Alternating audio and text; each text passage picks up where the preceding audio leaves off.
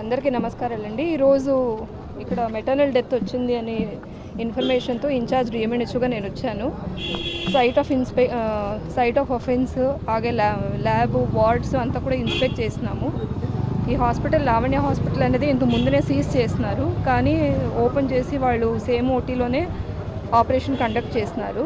ఈ పేషెంట్ తను వచ్చేసి మూరో కాన్ పైన కూడా ఇప్పుడు 18 వీక్స్ ప్రెగ్నెంట్. తను ఇంత ముందరే తను అబార్షన్ కోసమని ఎవరు వేరే బయట నుంచి ఎవరి దగ్గర నుంచి ట్యాబ్లెట్స్ తీసుకుని అంత యూజ్ చేసి మళ్ళీ ఇక్కడికి వచ్చింది.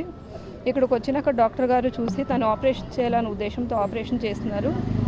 ముందరేనే తనకి బ్లీడింగ్ ఎక్కువ అయింది. ఆయన ఇక్కడ కూడా కొంచెం టేబుల్ పైన ఎక్కువ రక్తం పోయే వల్ల హెమరేజిక్ షాక్ వల్ల పేషెంట్ డెత్ అయింది.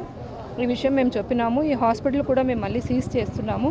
ఈ విషయం మేము పై అధికారుల దృష్టికి తీసుకువెళ్తాము. కలెక్టర్ గారి దృష్టికి కూడా మేము తీసుకువెళ్ళి నెక్స్ట్ ఏం తీసుకోవాలా స్టెప్స్ మేము తీసుకుంటాము యాజ్ పర్ ద రూల్స్.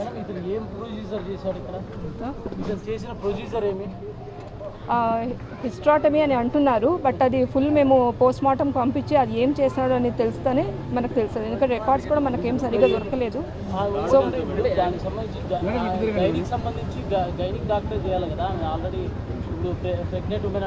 అవునవును, యాక్చువల్ అయితే ఇది ప్రెగ్నెంట్ కాబట్టి గైనిక్ డాక్టర్ పర్యవేక్షణలో చేసింటే బాగుండిండు, కానీ ఈయన గైనిక్ డాక్టర్ కూడా పెట్టుకోకుండా చేస్తున్నారు. ఎక్కడ అవును రిమార్క్స్ అంటే యాజ్ పర్ హిస్టరీ మేము చూసుకుంటే ఫస్ట్ పేషెంట్ స్టేబుల్గా లేదు, ఎందుకంటే పేషెంట్ ఇప్పటికే అనిమిక్గా ఉంది. సో అనిమిక్ ఉన్న పేషెంట్ని మళ్ళీ సర్జరీ చేసి ఆ పేషెంట్ కండిషన్ కూడా అంత బాగలేనప్పుడు చేసిన వల్ల అది అయిండొచ్చు. సో మొత్తం ఏం కరెక్ట్ అనేది బిఫోర్ సర్జరీ 11 ఉంది అన్నట్లు రిపోర్ట్స్లో ఉన్నాయి. ఆఫ్టర్ సర్జరీ 6.4 ఏమో ఉంది. సో అనిమిక్ ఉంది అంటే ఎక్కువ రక్తం పోయిన వల్ల తను 6.4 ఉంది. ఆ బ్లడ్ కూడా నేను అరేంజ్ చేసుకున్నాను అని అంటున్నారు. సో ఏమున్నా కూడా ఆఫ్టర్ పోస్ట్ మార్టమే కరెక్ట్గా మేము చెప్పగలం. It's haemorrhagic shock as well as sepsis కూడా ఉంది.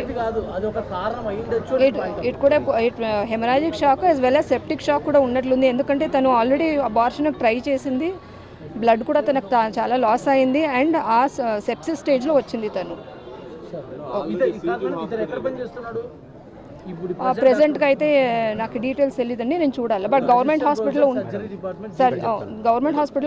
ఉన్నట్లున్నారు. ఇప్పుడు మా రిపోర్ట్స్ ప్రకారం యాక్చువల్గా అయితే ఇది ఆల్రెడీ హాస్పిటల్ సీజ్ అయింది, కానీ వేరే శ్రీకృప హాస్పిటల్ కదా, సో శ్రీకృప హాస్పిటల్ అని అప్లై చేస్తున్నారు. కానీ మన డిఎంఎన్హెచ్ఓ వైపు సైడ్ నుంచి అయితే మేము ఆ పర్మిషన్ ఇవ్వలేదు, బట్ రిజెక్ట్ చేసినాము. సో బట్ ఈ మళ్ళీ సీజ్ అయిన హాస్పిటల్ని తను మళ్ళీ ఓపెన్ చేసి చేశారు. So as per guidelines ఏమున్నాయో we will follow those procedures. ఎప్పుడు సీజ్ చేసినామో ఇప్పుడే ఒక 6 months కిందట చేసాం. లేదు 6 months నుంచి తీసాము, క్లోజ్డ్గానే ఉండింది. తను ఎప్పుడు ఓపెన్ చేసుకున్నారేమో తెలీదు, మనకు కూడా ఇన్ఫర్మేషన్ లేదు. ఇన్ఫర్మేషన్ మనకు పెట్టినా కూడా పర్మిషన్ పెట్టినా కూడా మేమైతే పర్మిషన్ ఇవ్వలేదు. తనకు తనే ఓపెన్ చేసి చేసినట్లు అది.